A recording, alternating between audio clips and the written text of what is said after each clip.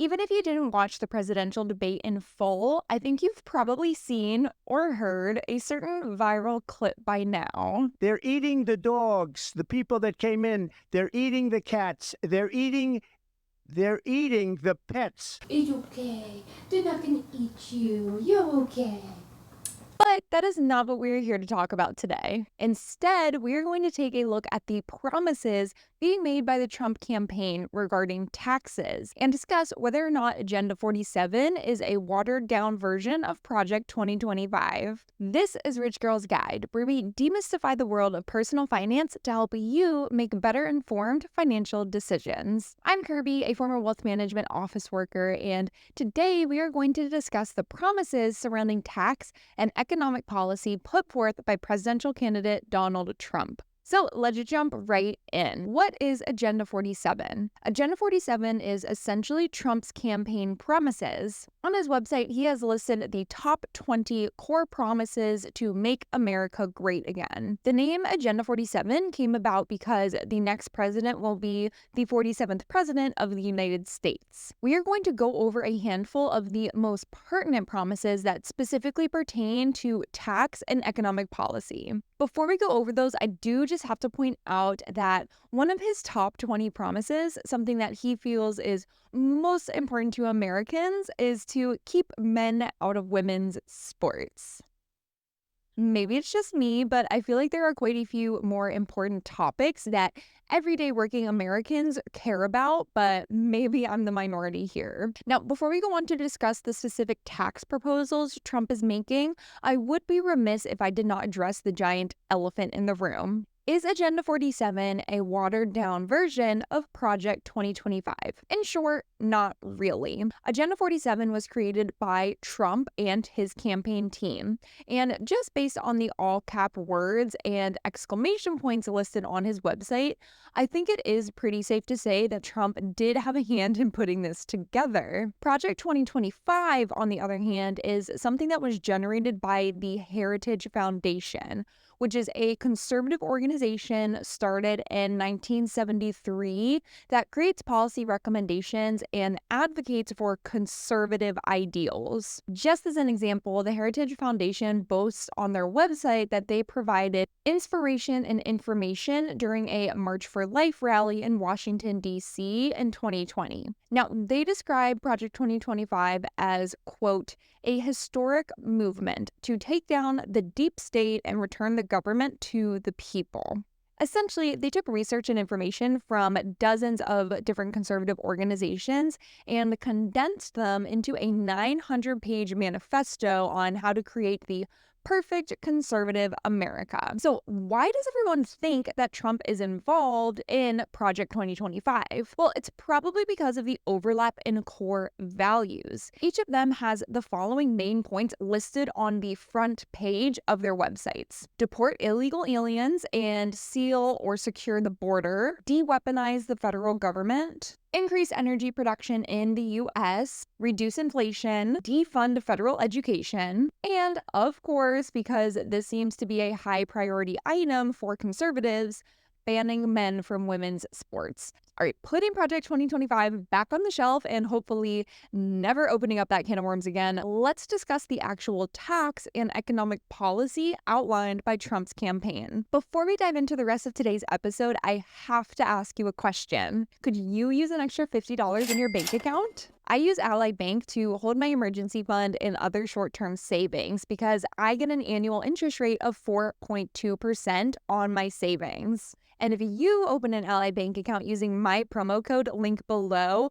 not only will you also receive 4.2% interest on your savings, but you will also get a $50 sign-up bonus. Now, I am all about transparency on this show. So if you do open an account using my promo code, I will receive a small kickback. Now, I would not be promoting this if I did not use and love this bank. I can separate out my money into buckets for specific occasions and purposes. I can create goals for those buckets. And best of all, I get to log in at the beginning of the month and see my monthly interest deposit get added to my balance. I will put a link to my promo code in the description. Be sure to sign up for your own high yield savings account to get your $50 deposit.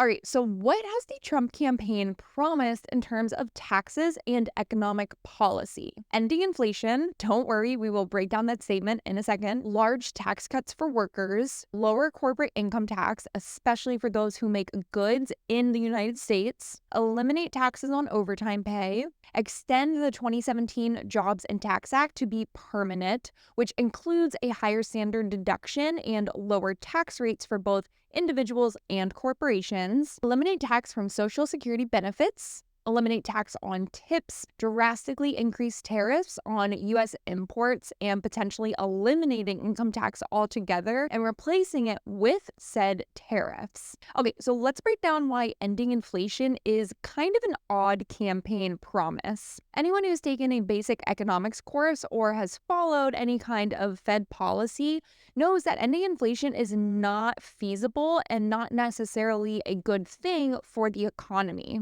The Federal Reserve typically strives to keep annual inflation at around 2% annually. In a nutshell, this allows for employment and hiring to continue somewhat smoothly without having to worry about deflation. Decreasing inflation, because inflation is currently higher than that 2% target, is something that we should be striving for. And I kind of want to give him the benefit of the doubt and hope that Trump meant decreasing inflation as opposed to ending inflation.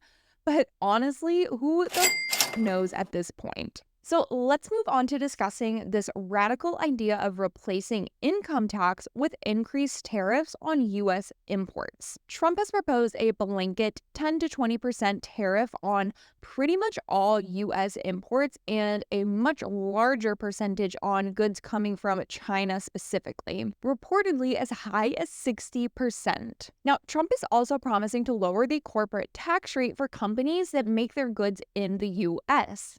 It would be lowered to 15%, down from the current 21% rate. These two ideas coupled together just don't really add up to me. Prices on American-made goods will be lower, and prices on imported goods will be higher, meaning we will most likely sell less imported goods, the goods that will be making the government more money through tariffs, and selling more American-made goods that the government will be making less money on since they are lowering the tax rate. The last thing I wanted to touch on was this idea of getting rid of income tax altogether.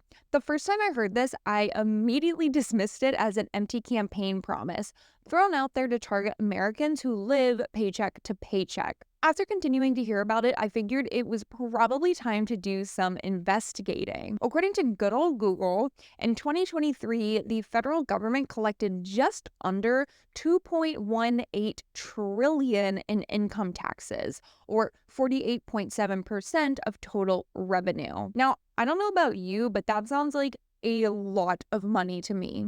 But let's look at tariff data. Again, according to Google, existing imports duties on goods raised about $80 billion last year, about 2% of the $4.44 trillion in total federal tax revenue. It seems like a bit of a stretch that the U.S. would be able to raise tariffs enough to make up the remaining $2.1 trillion of funding needed. Tariff revenue would need to be multiplied by a factor of 27.25 in order to create the same revenue as federal income tax. Let me know what you guys think in the comments. Just please be sure to keep it respectful, and thank you so much for tuning in to today's episode. I'll have a brand new episode out on Monday, but till then, have a wonderful week. Later, rich girls. Stay right there. Okay,